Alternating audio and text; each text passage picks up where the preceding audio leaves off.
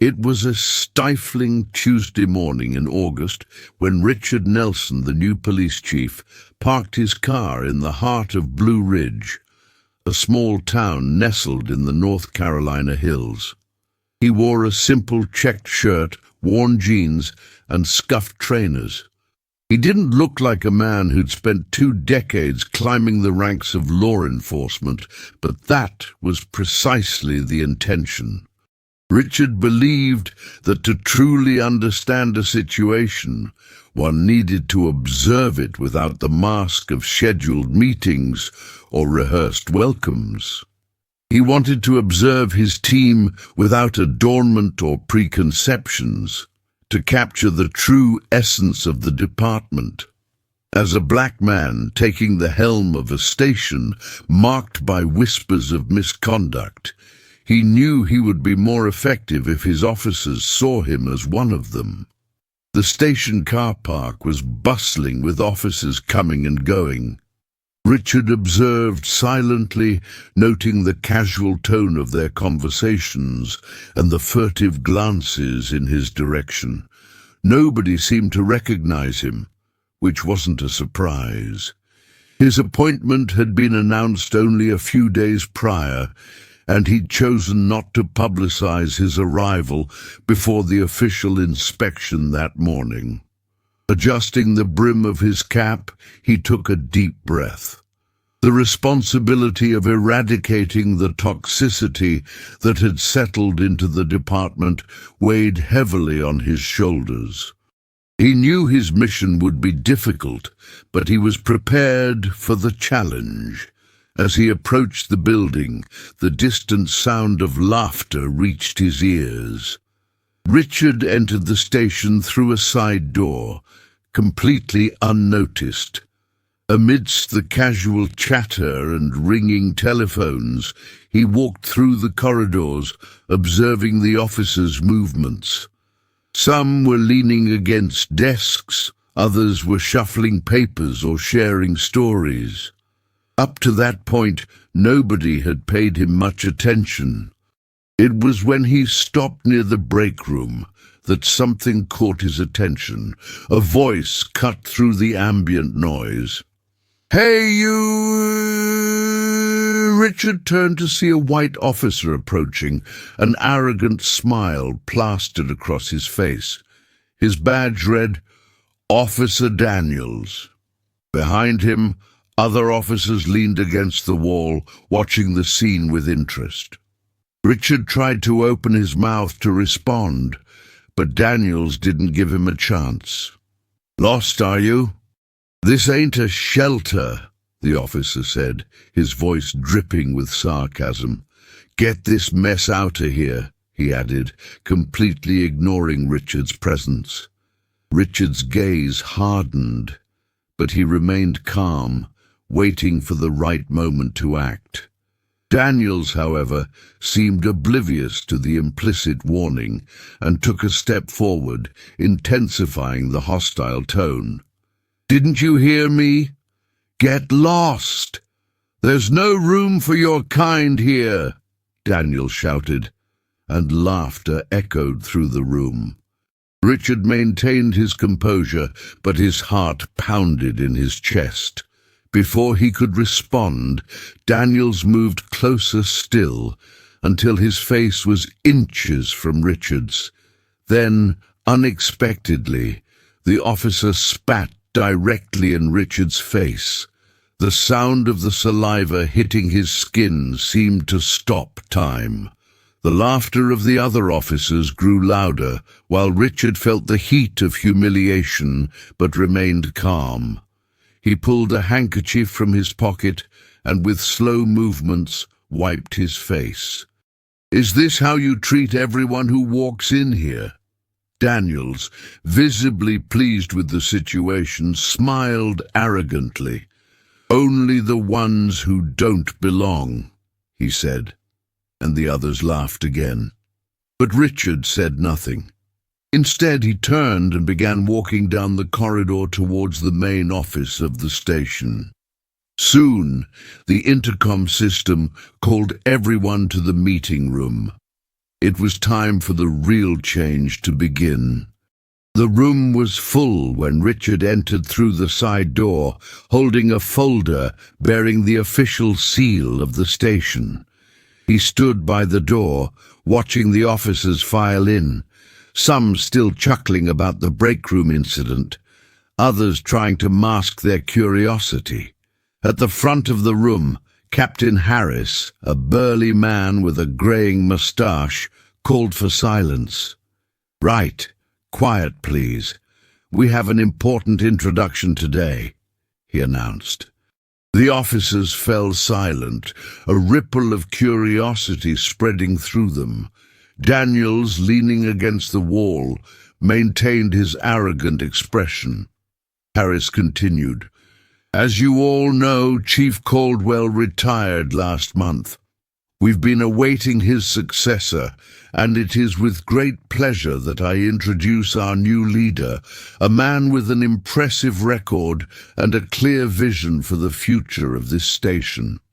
Richard stepped forward, and as he walked towards the podium, the entire room hushed.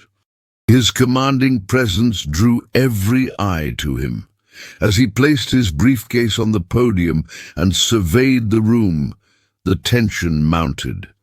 Daniel's smirk vanished, his face paling as he recognized Richard. Other officers began to whisper amongst themselves, some staring in stunned silence. "Good morning," Richard began, his voice calm and firm. "My name is Richard Nelson, and effective immediately, I am the new chief of police of this station."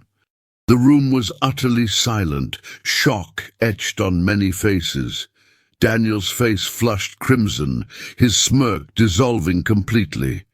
Richard continued, his voice unwavering. "When I arrived this morning, I came incognito, without identification. I wanted to see the station unfiltered. What I found here was revealing." Richard's words cut through the silence like a sharp blade. What I witnessed wasn't just unprofessional conduct, it was unacceptable. He paused, observing the officers with piercing eyes. "Let me be clear, the culture of disrespect that exists here ends today." The tension in the room ratcheted up. Daniel shifted uncomfortably, his eyes cast to the floor. Richard stepped forward, his voice growing firmer. "Respect isn't optional. It's the bedrock of what we do. Without respect, we fail, not just each other, but the community we've sworn to protect." He let the words hang in the air as the officers grappled with the reality of his statement. "This morning, some of you laughed at what you perceived to be a powerless man being put in his place. But remember, everyone who walks through these doors deserves respect, whether they're a police officer or not." Richard's words sliced through the room like a knife. No one dared to move. Richard then looked directly at Daniels. "You, Officer Daniels, represent everything that is broken here. When you spat in my face, you didn't disrespect just me. You disrespected the badge, the oath, and the community we're here to protect." Daniels, visibly flustered, stammered, "Chief, I didn't know." "That's precisely the problem," Richard interrupted, his voice sharp. "You didn't care to know. You didn't think before you acted because you assumed the man in front of you didn't matter, and it's that assumption that has caused this station to lose the trust of the people we serve." The room was silent, all the officers paralyzed. Richard looked at everyone in the room. What I saw here wasn't just one man's mistake.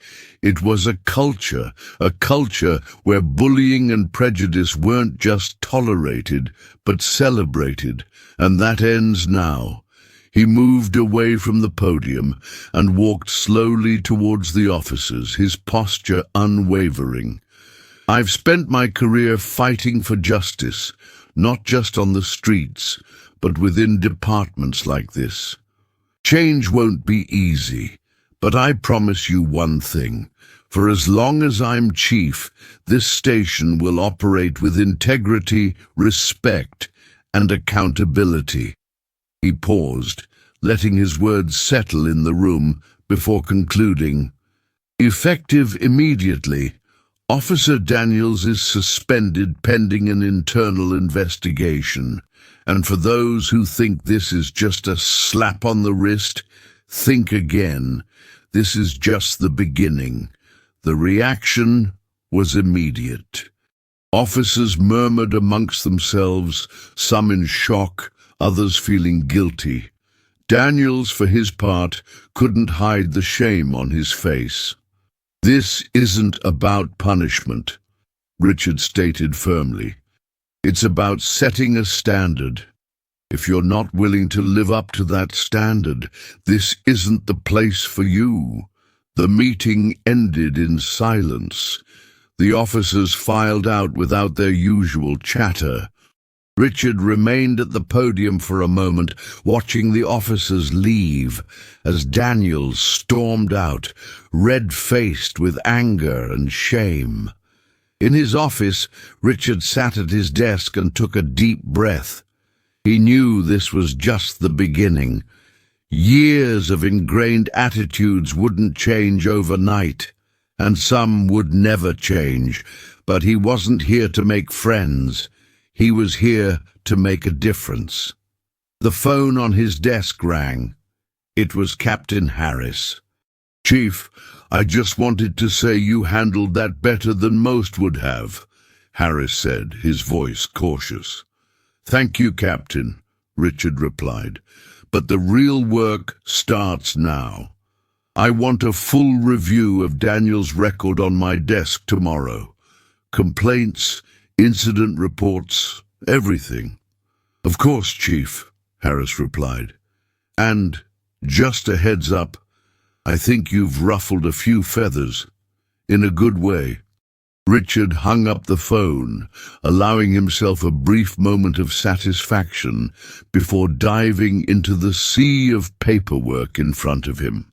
In the following weeks, the station changed. Officers who once laughed at Daniel's attitudes now avoided him. Whispers of his suspension spread, and Richard made a point of walking the corridors, greeting everyone he passed. His presence was a constant reminder of his leadership. Some officers began to embrace the change. Officer Reyes, a younger recruit, approached Richard at one point and admitted she had been complicit in the toxic culture out of fear of reprisal. "I want to do better, Chief," she said sincerely. "That's all I ask," Richard replied, his voice firm but kind. "Change starts with you, but not everyone was willing to change." Daniels appealed his suspension, claiming unfair treatment. Richard stood firm, believing accountability was paramount.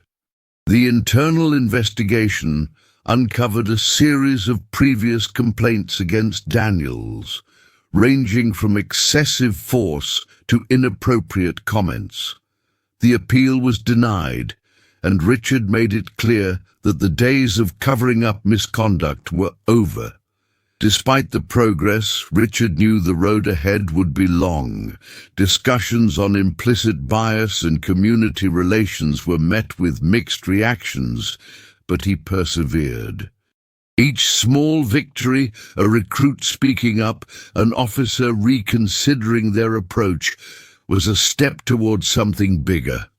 One morning, Richard attended a community event where he met a shy boy who approached him. "Are you really the chief?" the boy asked, his eyes wide. "I am," Richard replied with a smile. "My dad says the police don't care about us," the boy whispered. Richard knelt down to the boy's level. "I can't change the past, but I promise we're working to do better," he said softly. "And if you ever need help, just come find me, okay?" The boy nodded, a small smile appearing on his face. Moments like that reminded Richard why he'd taken the job in the first place. By the end of its first year, the station wasn't perfect, but it was undeniably different. Officers unable to adapt had left, replaced by recruits who shared Richard's vision for a fair and respectful department. The community, previously skeptical, began to see signs of change, with a renewed effort to rebuild trust and strengthen ties. One evening, Richard stood in the station's main room, watching officers leave after their shift. The atmosphere was lighter, filled with genuine laughter and camaraderie, no longer at anyone's expense. He knew challenges remained, but for the first time, he felt hope. Change would never be easy, but it would be worth every struggle. In the months that followed, Richard closely monitored progress, aware that challenges would be ongoing. His leadership was beginning to take root, but he knew he couldn't become complacent. The biggest obstacle was the silent resistance of some officers, those unwilling to change. They remained aloof, avoiding direct confrontation, but the suspicious look was ever present. Richard didn't mind. He knew change wouldn't be just about his words, but also his daily actions. He continued to walk the corridors, greeting every officer, even those who avoided contact. He needed to show that change was a shared responsibility, not an imposition. On a particularly hot day, while Richard was reviewing incident reports in his office, Captain Harris entered with a serious expression. "Chief, we need to talk," he said, closing the door behind him. Richard looked at him, raising an eyebrow. "What's happened, Harris?" "Officer Daniels. He's been doing more than just resisting change. I've received a report that he's been speaking badly of your leadership to some of the recruits." The captain hesitated before continuing. "He's cultivating a small group of resistance, attempting to undermine the authority you've built here."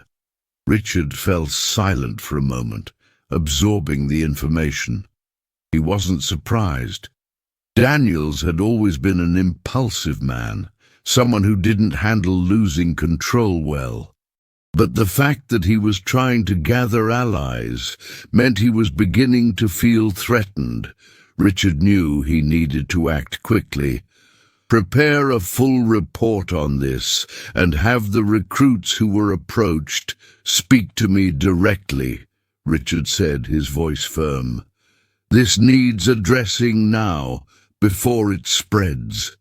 "Understood, Chief. I'll take care of it immediately." Richard watched Harris leave the office, his mind already focused on the next steps. He knew this wouldn't be easy. The loyalty some officers felt for Daniels was deep, rooted in years of friendship and shared experiences. However, Richard couldn't allow those bonds to obscure his vision. The integrity of the station was at stake, and he wouldn't back down. In the following days, Richard spoke to several recruits and officers about the allegations against Daniels. He listened patiently, letting them express their frustrations, fears, and doubts. Some were genuinely uncertain about the station's future under his leadership, while others were concerned about the consequences of challenging a veteran like Daniels. Richard encouraged them to be honest, to speak their minds.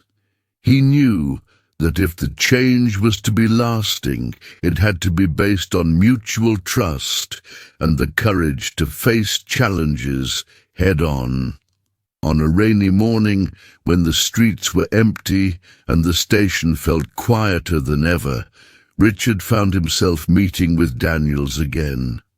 The officer sat in one of the chairs in Richard's office, his shoulders slumped, visibly defeated. "Do you really think you can continue like this, Daniels?" Richard asked, his voice calm but laced with authority. Daniels looked down, avoiding eye contact. "I have no choice, sir," he said, frustration evident in his words. "The truth is you're turning everything upside down. Nobody wants this change. We've always done things our way." Richard rose from his desk and walked to the window, watching the rain fall outside. "Change is never easy, Daniels. I know that. I know I'm not welcome by everyone here, but what matters is what we're doing for those we serve. The citizens of this town don't deserve a department that thrives on prejudice and disrespect, and if you're not willing to evolve, then your presence here is no longer meaningful." Daniels looked up, his face now showing a mixture of anger and resignation. "Do you really think you're changing anything?" he challenged. "You're going to destroy everything we've built." "I'm not destroying anything. I'm rebuilding," Richard replied firmly, turning to face the officer. "You've been an obstacle to change, Daniels, and if you continue like this, you'll have no place here." The two men stared at each other for a few moments, silence filling the space between them. Finally, Daniels stood up from his chair, walking towards the door. "I don't know if I can stay here, sir," he said, his voice full of bitterness. "But you'll find out sooner or later that the station isn't yours to fix. It's all been done before, and it always will be." "Perhaps you're right," Richard said, his voice low. "But I won't give up. I'll never give up." Daniels left the office, leaving Richard alone, reflecting on what had just happened. He knew he was on the right path, but Daniels' words still echoed in his mind. The resistance would be strong, stronger than he imagined, but he couldn't allow himself to back down. He needed to continue. True change wouldn't come without conflict.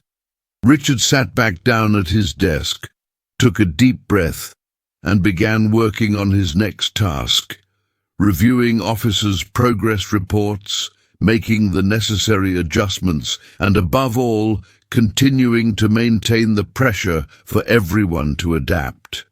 Meanwhile, outside the station, the town of Blue Ridge was beginning to notice the changes. In the following months, Richard dedicated himself to strengthening the relationship with the community. He organized community meetings where he listened to the citizens' concerns and discussed the problems facing the town. He knew that to truly make a difference, he needed to earn the trust of the people being served, not just the officers under his command. One day, at one of these meetings, an elderly lady approached Richard after the Q&A session. She looked at him intently before speaking. "I didn't expect to see a police chief like you here, listening to us," she said, her voice soft but firm. "I thought it was just lip service, that you didn't care about us, but you're making a difference. I'm starting to believe things can get better." Richard smiled gently, his eyes softening. "That's all I want, ma'am. For things to get better, for all of us." Her words stayed with him for a long time. It was moments like that which gave him the strength to continue his mission. He knew the road was long and challenging, But the idea of making a difference was stronger than any resistance he might face. The Blue Ridge police station began to change gradually. What was once a toxic culture full of prejudice was gradually being replaced by a new vision, a vision of respect, teamwork, and community focus. People began to see Richard not just as a police chief, but as a true leader. And for him, this meant the job was, finally, on the right track. Not perfect, but constantly evolving. At the station, Richard continued to lead with firmness and compassion, always mindful of resistance, but never failing to show his commitment to transformation. He knew that while some challenges might never be completely overcome, continuous progress was paramount. And so, as the town of Blue Ridge began to see the changes he had always known were possible, Richard Nelson stood firm. He had come to make a difference, and he wasn't leaving until his mission was accomplished. The legacy of his leadership was only just beginning to be written. The months passed, and the town of Blue Ridge seemed slowly to be transforming. The sound of laughter in the streets, once marked by distrust, now mingled with the murmur of conversations about the police station's new era. Richard continued his journey, unperturbed, and gradually his leadership began to be recognized, not only by those under his command, but also by the community he had sworn to protect.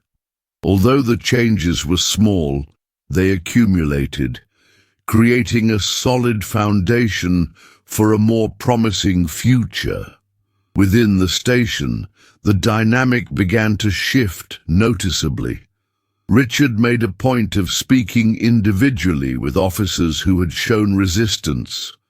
He knew that change wasn't just a matter of decrees or orders, but of people, of closed minds that needed to be challenged to look to the future with fresh eyes. Some officers, like Officer Reyes, were ready to adapt, to redeem themselves for their past complicity. Others, like Officer Daniels, continued to fight the inevitable, but Richard remained steadfast. One afternoon, while Richard was reviewing training plans for the new semester, Captain Harris entered the office with a grave expression. He closed the door behind him and sat opposite Richard, his eyes reflecting a certain concern. "What's happened, Harris?" "Chief, we have a problem. Some of the older officers have started acting as if nothing has changed. There's backroom talk about resisting the new leadership. They're talking about forming a group to try and undermine what you're doing here." The captain hesitated for a moment before continuing. "They believe the changes are not only unnecessary, but that they're undermining their authority. I don't know if you've noticed, but the station is becoming divided." Richard took a deep breath. It wasn't a surprise, but it was still something he hadn't expected to face so soon. He knew he would have to be astute. Real change wouldn't come without opposition, and he needed to handle this with the same dexterity he faced other challenges. The internal resistance needed to be dealt with firmly, without sacrificing the principles he believed were essential to the station. "Arrange a meeting with the officers most involved, Harris. We need to resolve this once and for all," said Richard, his voice firm and resolute. "I'm not going to let internal resistance become an obstacle. If they can't see what we're trying to build, perhaps it's time to understand that they don't belong here." Harris nodded, and quickly left to put the plans into action. Richard sat in silence, reflecting on what he had just heard. He had no illusions about the difficulty of the road ahead, but he knew he couldn't turn back. What he was doing wasn't just for his station, but for the town of Blue Ridge. If he couldn't create a culture of respect and integrity, his leadership would be worthless. When the meeting was finally convened, Richard entered the room with an imposing presence. The officers present, a mix of veterans and rookies, settled into their chairs, their expressions serious. Captain Harris stood beside him, and the tension in the air was palpable. Some of the senior officers exchanged discreet glances, but no one spoke. Richard positioned himself before them and began to speak, his voice calm but authoritative. "You all know that times are changing. What we are building here is not simple. We are creating a police station where respect and integrity are the cornerstones of our actions. And it's not just a matter of following orders, but of being part of something bigger. The culture that existed here can no longer be tolerated, and I will not allow us to continue living in a place where prejudice and discrimination are accepted." He paused, carefully observing each person present. "Now, some of you have shown resistance. I understand that change can be uncomfortable, but we will not allow it to be a threat." One of the senior officers, Sergeant Miller, interrupted Richard. "But you're pushing an agenda that isn't shared by everyone. Do you think you can change decades of culture in the blink of an eye? It won't be easy, Chief, and many of us don't agree with this approach." Richard looked directly at him, his eyes unwavering. "I understand that change won't be easy, Sergeant. I know many of you have your loyalties and your ways of working, but that's precisely what's at stake here. This isn't about pleasing everyone. If you can't see the value in what we're trying to do, perhaps this isn't the right place for you." The room fell silent. Some officers looked uneasy at Richard's statement, but he remained undeterred. He knew he needed to be firm, even if it meant losing some members of the team. Change was inevitable, and those who didn't adapt needed to understand that. If anyone here doesn't understand what we are trying to achieve, now is the time to leave. Richard continued, "I'm not here to please anyone. I'm here to ensure that Blue Ridge Police Station is a place where citizens can trust. And if you're not willing to be part of this change, then you're in the wrong place." Captain Harris watched with interest the officers' reactions. Many were thoughtful, absorbing the impact of Richard's words. Some, like Officer Reyes, seemed to have a calmer expression, as if they were finally feeling included. Others, like Sergeant Miller, were clearly uncomfortable, but seemed reluctant to argue further. "I'm not going to apologize for what I'm doing here. This isn't about me, it's about all of you," Richard said, his voice now commanding. "Change will be uncomfortable, but it's what we need to move forward. We can no longer tolerate behaviors that weaken our mission. So think carefully. If you're ready to work for a stronger police station where justice prevails, then join us. Otherwise, you're free to go your own way." The meeting ended in silence. Some officers left quickly, others lingered, exchanging silent glances. Richard knew this conversation wouldn't solve everything at once, but he had planted the seed of change. He knew that in time, more and more officers would begin to understand what was at stake. In the following days, Richard continued his work, now more focused on ensuring the transformation process was consistent. He couldn't allow the progress he had made so far to be lost due to internal resistance. He knew the real challenge lay in bringing all the officers, new and old, into line with the station's new vision. Meanwhile, the town of Blue Ridge continued its course. Richard, though immersed in his work, still found time to engage with the community. He knew the success of his leadership depended not only on his ability to reform the station, but also on regaining the public's trust. He made a point of meeting citizens, listening to their concerns, and ensuring the police force was, in fact, at their service. As his presence became more constant on the streets, the community began to feel safer, more connected. Richard pressed on, knowing the journey would be long, but firmly believing that with each step he was bringing Blue Ridge Station closer to a fairer, more respectful future. He had taken command to change things, and despite the difficulties, he knew he was on the right track. And one day he knew his vision would come to fruition, not just for the station, but for the whole town. The following weeks were crucial for Richard.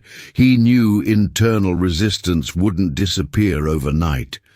Some officers began to distance themselves from his leadership, preferring to stick to the old ways, while others drew closer, observing his steps and wondering if they could adjust to this new reality. Richard didn't blame them. Profound changes always generated discomfort. However, he also knew he couldn't yield. On a particularly overcast morning, Captain Harris entered Richard's office, bearing important news. Richard looked up from the report he was reviewing, already sensing something was about to happen. Harris seemed more tense than usual. "Chief, we have a problem. Officer Daniels has filed a new formal complaint against his suspension. He alleges moral harassment and abuse of power, and is now seeking support from some officers who disagree with the changes." Richard fell silent for a moment, processing the information. He knew Daniels would attempt this move, but the fact he was gaining support from other officers was new. Some of the newer recruits, still adapting, had been swayed by his aggressive stance and outdated ideas about authority. "Prepare a full report on all officers who signed in support of the complaint, Harris. We need to act swiftly," Richard said calmly, but with obvious tension in his voice. He knew the situation was becoming more complex. The resistance wouldn't just be internal now. It could affect the station's image and, consequently, community trust. Harris nodded, but before leaving, Richard called him back. "Harris, maintain control. We won't rush into anything. We need to be smart about this." When Harris left, Richard returned to the pile of papers on his desk, his mind already focused on the possible repercussions of the situation. He knew that however hard he tried to change the course of things, there were still many obstacles to overcome. For the transformation to be complete, he would have to confront not only internal resistance, but also public opinion, which, to a large extent, was still divided on the kind of police force Blue Ridge should have. As the days passed, Richard intensified his meetings with officers of different ranks. He called in the younger officers, those starting their careers, to talk about what it meant to be a true police officer, one who would serve the community with respect, dignity, and commitment to justice. He knew that to build a solid foundation, he needed to invest in the future of the force. The vision of a new police station depended not only on transforming veterans, but also on educating new generations of officers. During one such meeting, Officer Reyes, now a leading figure among the recruits, approached Richard after the gathering, appearing somewhat hesitant. "Chief, I wanted to talk to you about what happened on the last patrol. Some of the older officers don't seem to understand the need for change. They don't talk about it directly, but I sense from their attitudes that they're not committed to what we're trying to do here. What should we do?" Richard looked at her, recognizing the concern in the young officer's eyes. He knew this kind of tension was inevitable, but he couldn't allow it to undermine the morale of the officers committed to change. "Reyes, what you're observing is natural. When any system attempts profound change, there will always be resistance, especially from those with longer service who are accustomed to a certain way of doing things. The important thing is that you remain firm in your principles and demonstrate through your actions the value of what we believe in." She nodded but still seemed worried. Richard decided to be more direct. "You will face challenges, Reyes, but remember, when you wear that uniform, you are part of something bigger than any of us individually. When you look back later, you will see that what is happening here is a chance to make a difference." The conversation left her thoughtful, and Richard knew he was doing the right thing. Although change was a slow and often painful process, he was seeing that the seeds of transformation were being sown, particularly amongst the younger officers. These officers were learning from the experience and lessons he shared, absorbing the qualities he wished to cultivate within the force: respect, honor, and integrity. Meanwhile, Daniels's case was gaining momentum. The officer, now supported by some disgruntled officers, was keen to spread rumors and criticisms about Richard's management. He claimed that the change was creating a climate of fear where older officers were being marginalized. The situation began to affect the atmosphere in the station, with divisions more evident between those who supported the new leadership and those still living in the past. Richard knew he couldn't allow this climate to continue. He called an emergency meeting with all the officers at the station. When everyone gathered in the conference room, he stood up and looked at each of their faces, his eyes fixed and his posture solid.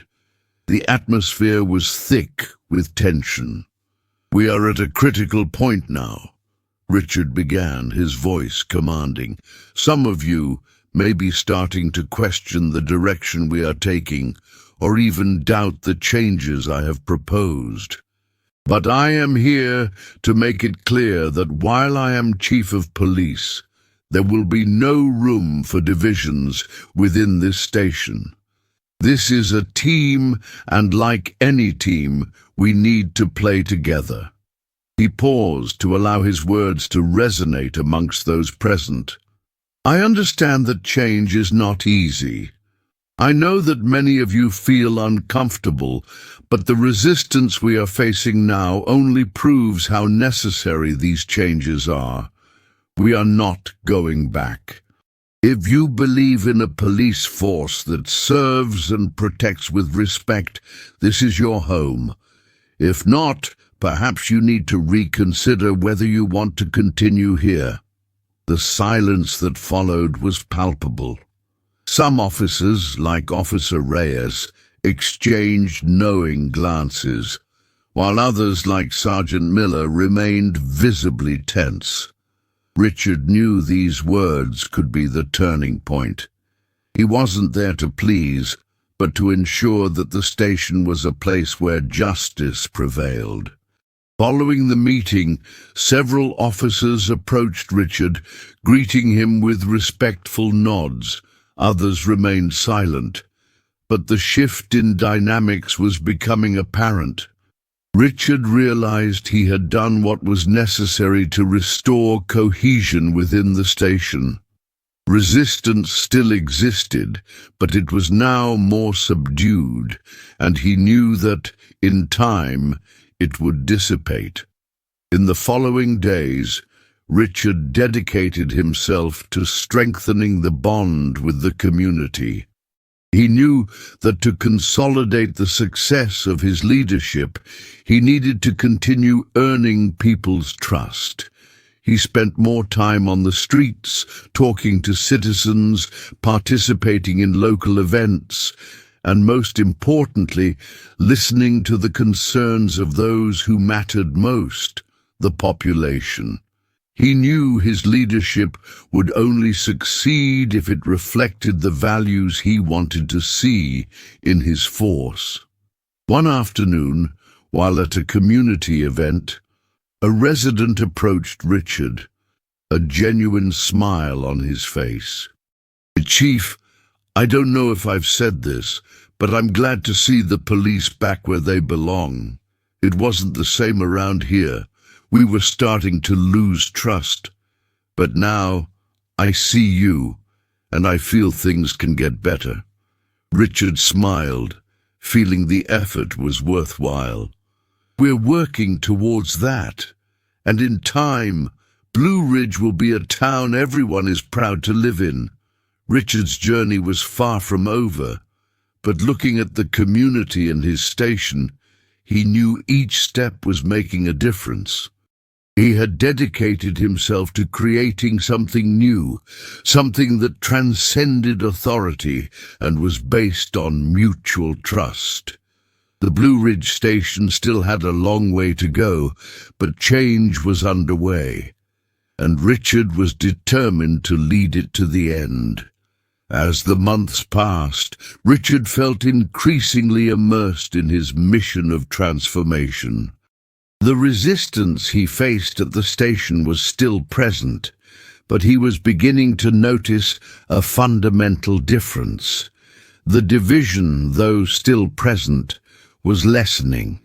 Some of the most skeptical officers were beginning to question their own behavior and attitudes. Others, newer recruits, were engaged in learning and growing under his leadership. He knew this transition wouldn't be quick, but the simple fact that attitudes were beginning to change was significant progress. Richard was also learning to balance his position of authority with the need to be approachable. He continued to actively engage with community members, attending meetings and events, listening to citizens' concerns and suggestions. He wanted everyone to know that the police were there to serve them, that the change wasn't just an internal matter, but a transformation involving the whole town. He had become a symbol of committed leadership, someone willing to fight for the necessary changes, not just for his team, but for the community as a whole. Meanwhile, the station was undergoing an internal review. Richard had given clear instructions for all officers' conduct reports to be reviewed, and this was being done rigorously. The intention was that there would be no more room for behavior that compromised public trust in the police. Those who refused to follow the new guidelines were being removed, and the message was becoming increasingly clear. Those unwilling to adapt to the station's new reality would have no place there. One autumn morning, as Richard walked the station corridors, he noticed a different atmosphere. The officers who had previously exchanged suspicious glances were now engaged in more productive conversations, discussing cases and strategies. The tasteless jokes and whispers about Richard's authority had diminished. The changes, though difficult, were creating a new environment. He knew this didn't mean everyone was on board, but it did mean the resistance was beginning to be overcome, at least largely. It was at this moment that Captain Harris entered the room with a subtle smile on his face, something Richard didn't see often. He seemed calmer than usual, and Richard couldn't help but notice. Harris approached Richard's desk and placed some reports in front of him. "Chief, I have some good news. The conduct review is almost complete, and believe it or not, most of the officers who were resistant have now begun to understand what we're trying to do here. Even the most difficult to convince, like Sergeant Miller, have started to change their attitudes. And most importantly, the community has responded positively to the changes. The number of complaints has dropped, and residents have been approaching us more to praise the station's work." Richard looked at Harris, visibly pleased, but still with a serious expression. He knew the fight wasn't over. "That's a good start, Harris, but we know that profound changes like this don't happen overnight. What we're doing here needs to be sustained. If we can't maintain the pressure, the old attitudes will resurface." "I know, Chief, but believe me, this is becoming real. The station is starting to reflect what you've always wanted, a place where respect and justice are the cornerstones. It may not be perfect yet, but we're on the right track." Richard leaned back in his chair, thoughtful. He knew that, however challenging it had been up to that point, the journey was beginning to bear fruit. He also knew that difficulties still lay ahead, but there was something different that day. Perhaps it was the fact that he was finally beginning to see what he had so strongly believed was possible: a fairer, more honest, and more humane police station. In the following days, Richard continued to gather the team and encourage dialogue. He was no longer just pointing out mistakes, but beginning to discuss solutions. He made a point of involving all officers in the process, even those who were still unsure about the direction the station was taking. Richard knew that true leadership was about building bridges, not walls, and he was determined to do so. As time went on, the atmosphere in the station seemed lighter, with officers more collaborative and less cynical. Over the months, Richard began to realize that although change was ongoing and challenging, it was taking root in a more solid way. The respect he so valued was no longer a distant idea. It was becoming part of daily life. Even the most skeptical, like Sergeant Miller, were beginning to adopt a more respectful and less divisive stance. The old culture of distrust and indifference was gradually dissipating. The community was also beginning to notice the transformation. Richard knew that although the changes within the station were essential, the real impact would come when the population began to trust the police again. He intensified his outreach work with citizens, participating in community events and listening to their needs. He wanted the population to know that he was there not only as the chief of police, but as someone who cared about every member of that community. At an outdoor event on a sunny afternoon, Richard spoke with an elderly resident who approached him with a smile. "Chief, you've been the difference we needed. Before, the police didn't seem like us. Now it feels like the station is really part of our community. It may not be perfect, but it's already a big step." Richard smiled, grateful for the words, but knew there was still much work to be done. He looked up at the open sky and thought about how, finally, he'd begun to feel like part of that city, a reflection of its struggle. He'd arrived in Blue Ridge with a clear purpose, and now, gradually, he was seeing that purpose take shape. As the first year of his leadership drew to a close, Richard sat alone in his office, reflecting on all that had happened. He knew there were still challenges ahead, that true transformation wouldn't happen in a linear fashion, but for the first time, he felt he was on the right path. The police station was beginning to change, and that meant the city was too. He thought of all the sacrifices made, the long nights and moments of doubt, but above all, he felt pride in what he'd accomplished. The city of Blue Ridge still had much to contend with, but Richard knew he'd started something important. He hadn't come to be a symbolic figure or just a name on a list of police chiefs. He'd come to make a real difference, and little by little, he was succeeding. He looked at the phone on his desk, ready to make another call, attend another meeting, take another step. The fight for a better, fairer, and more honest police force was far from over. But Richard knew that, with each small victory, he was closer to the future he'd always believed was possible. He was making a difference, and this was only the beginning.